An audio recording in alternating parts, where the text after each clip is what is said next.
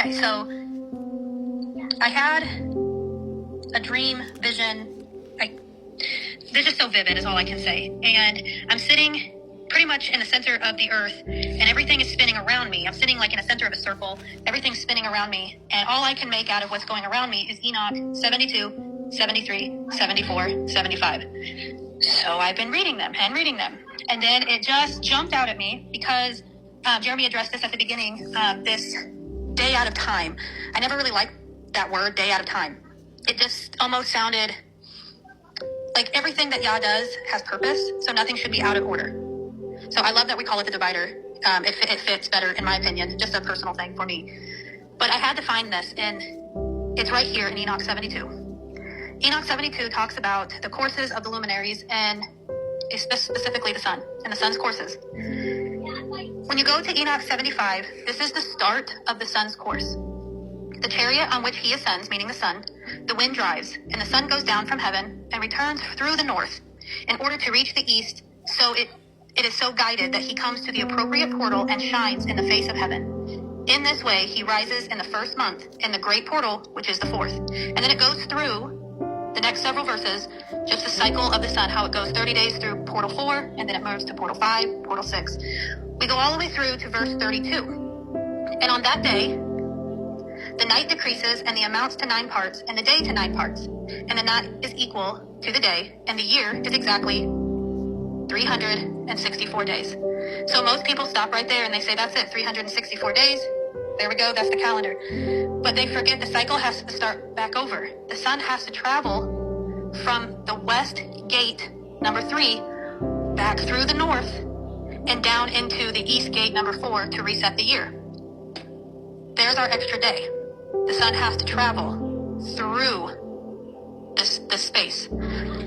Charlie sees it as this is where the sun's coming in for its rest. The moon is going to give us, equal, not the moon, but we have equal day and night, and it ends. The sun gets a rest, and then it restarts in the 4th portal on the east. But it says that when it ends, we have equal part day and night, and it ends in the west portal, gate 3. So we have this missing time right here. We have to go verse 5 through 32, go back to 5. Just keep reading it in that circle, and that's the course of a year. It has to move back to its home portal.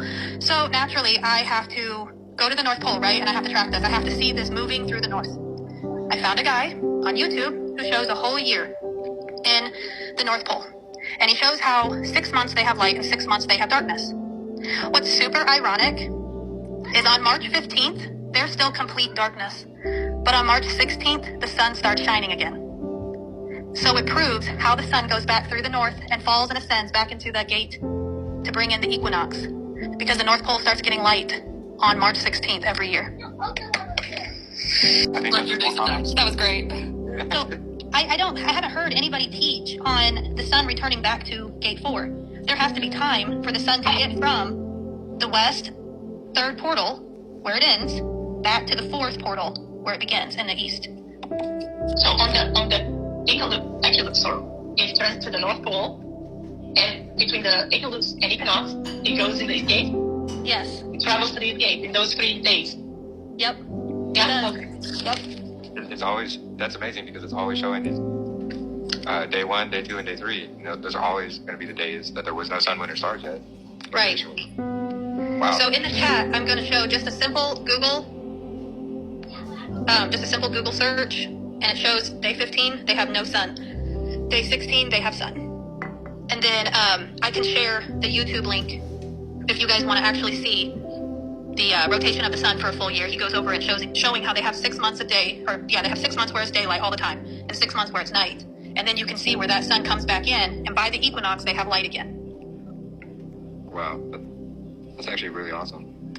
Yeah, it's more proof. Yeah, it's just layer upon layer of proof.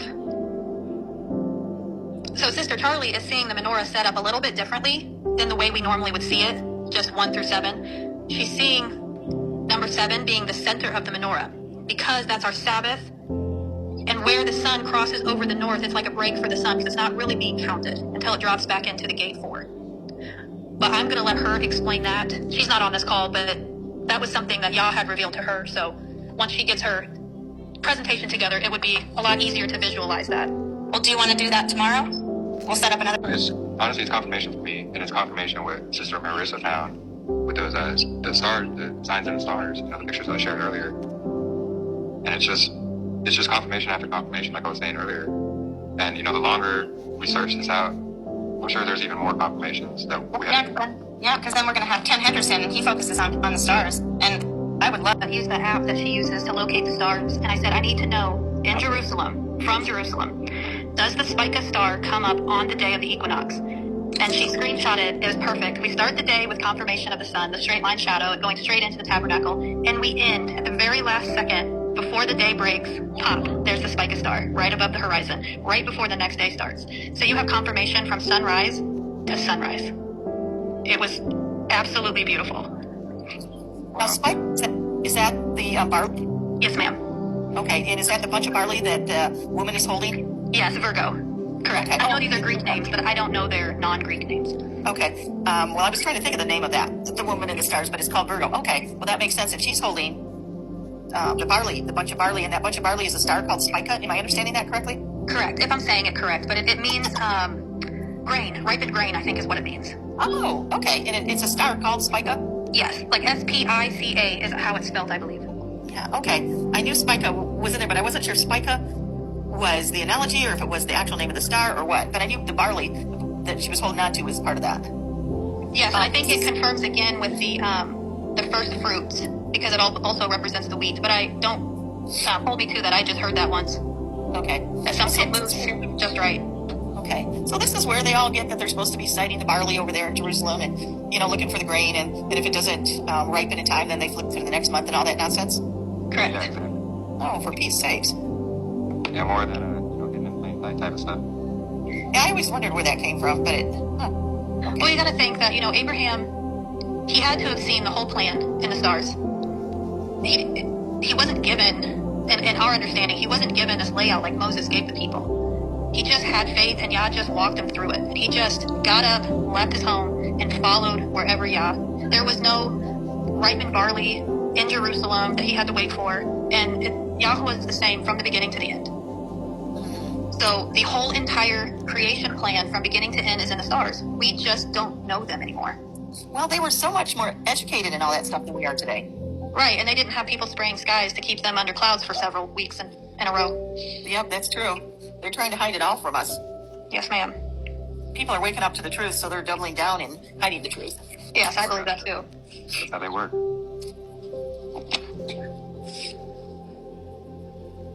But for me, that was just confirmation that if you read 72 verses 5 through 32 of Enoch and start back up at verse 5 again, you will see that the sun has to move back to its portal to start the year. And it's as if it's moving during the first 3 creation days where it didn't quite exist yet. And then it comes in on day 4 and it's like time commence. It is year. Yeah. It's really amazing because it's always around day 1, 2, and 3 where the sun and stars did not exist yet. Right. We're the what? We're the what, Jeremy? Can you talk louder? The days, so day 1, 2, and 3, the stars, like the sun, moon, and stars did not exist. They were created on day 4.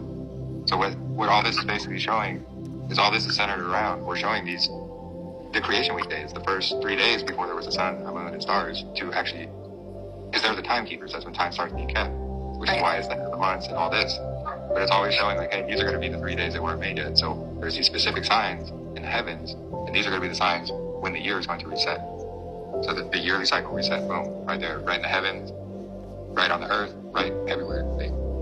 It's just amazing to me. Like, it blows my mind just how many things point to this.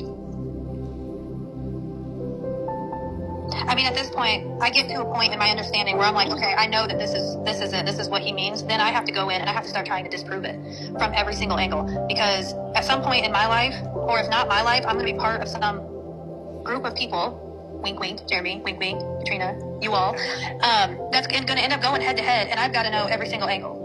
Right. Everything that someone's going to say, well, what about this? What about this?